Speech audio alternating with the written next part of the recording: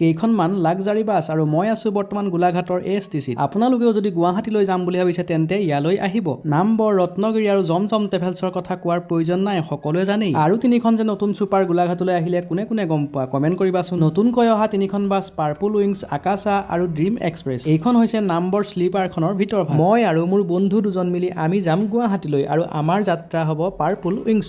ৰ'ব পাৰ্পল উইংছখন আহি পালে আপোনালোকক ধুনীয়াকৈ দেখাম আৰু তাৰ আগতে আপোনালোকে নামবৰখন চাই লওকচোন। মই পিছে পাৰ্পল উইংছখনৰ টিকট আগতীয়াকৈ অনলাইন বুকিং কৰিয়ে থৈছো। ৰেড বাছ নামৰ এপটো আনি ল'ব আৰু তাতে গৈ অনলাইন বুকিং কৰিব পাৰিব। জনা সকলে জানেই নামবৰৰে বহুত কেইখন বাছ আছে, তাৰে এখন এতিয়া গুৱাহাটীলৈ বুলি ৰাওনা হৈছে। কাৰোবাক যদি ডিটেইলছ লাগে তেন্তে ভিডিঅ'ত দেখা বেনাৰ কেইখন পজ কৰি পেলাই চাই ল'ব পাৰিব। আহি পালেহি পাৰ্পল উইংছ। হিৰোয়ে সদায় দেৰিকৈয়ে এণ্টি মাৰে। বাহিৰৰ পৰা বডিটো আৰু ফ্ৰণ্টটো ধুনীয়াই দেখিছো, সেইকাৰণে হিৰো বুলিয়ে কৈছো দিয়ক। কোন হিৰো কোন জিৰো সেয়া কেৱল যাত্ৰীসকলেহে ক'ব পাৰিব আৰু ময়ো আজি প্ৰথম যাম, ময়ো ক'ব পাৰিম। ব'লক এতিয়া ভিতৰলৈকে সোমাই যাওঁ। বাহিৰে ৰংচঙীয়া, ভিতৰে কোৱা ভাতুৰি নহ'লেই হ'ল আৰু। সোমাই আহিয়ে মোৰ চকুকেইটাই তামাম তৃপ্তি পাইছে। মনটো উগুল থুগুল হৈ গৈছে, শৰীৰটোৱে শান্তি বিচাৰিছে। নিজলৈ বুলি মই ছিংগুল চিট এটা লৈছিলো, ধেত চালা শ্লিপাৰ মই কিয় নাকাটিলো। এনেকৈ ভাবি মই মোৰ নিজৰ মনটোক বুজনিও দিছো। চা তোৰ লগততো গাৰ্লফ্ৰেণ্ড অহা নাই। ধিক্কাৰ এই জীৱন, এইকেইটাত বেলেগ মানুহ শুব, ভিডিঅ' কৰি মই দেখাই আছো। বাৰু যি কি নহওক, দুটা গাৰু, দুখন ব্লেংকেট, মাজত পাৰ্টিচন, ফেচিলিটি তামাম। মোৰ বন্ধুৱে দাঁত নিকটাই সোমাই আহিছে, তাতেই বুজক আৰু এইটো যাত্ৰাত কিমান এণ্টাৰটেইনমেণ্ট হ'বলৈ গৈ আছে। পাছফালে আটাইকেইটা শ্লিপাৰ, ঘৰৰ আটাইকেইটা মানুহ ইয়াতে শুই যাব পাৰিব। কেবিনটো দেখি ভাল লাগিল, গামোচা আৰু জুবিনদাৰ ফটোৱে ধুনীয়াকৈ সজাই ৰাখিছে। হুৱেৰ লাক্সাৰি মিটছ কমফৰ্ট, বিলাসিতাই য'ত আৰামৰ সৈতে মিলি যায়। তেতিয়া মোৰ বন্ধুৱে মোক বাই বাই দি গুচি যায়। কোনোবাই কয় হোটেলৰ পিছফাল বোলে ছোৱালীৰ হেনো আগফাল, মই কিন্তু কওঁ গাড়ীৰ পিছফালেহে ইম্পৰ্টেণ্ট কথাবোৰ থাকে। যোগাযোগৰ নাম্বাৰ গাড়ীখনৰ বেক চাইডে দিয়াই আছে। এইবাৰ শ্ল' মোচনত চাই বয়ৰ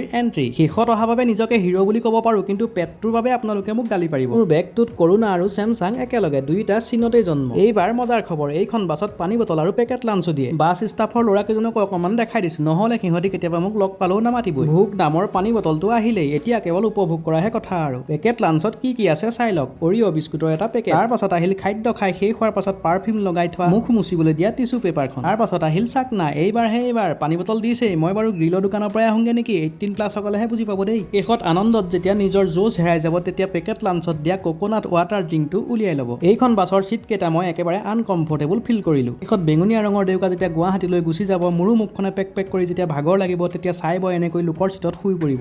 দাদা বাছখন কিমানেই হ'ল? বাছখন আমাৰ 3 মাহ। অনাজন ক'ৰ হয়? গোলাঘাটৰ। গোলাঘাটৰে।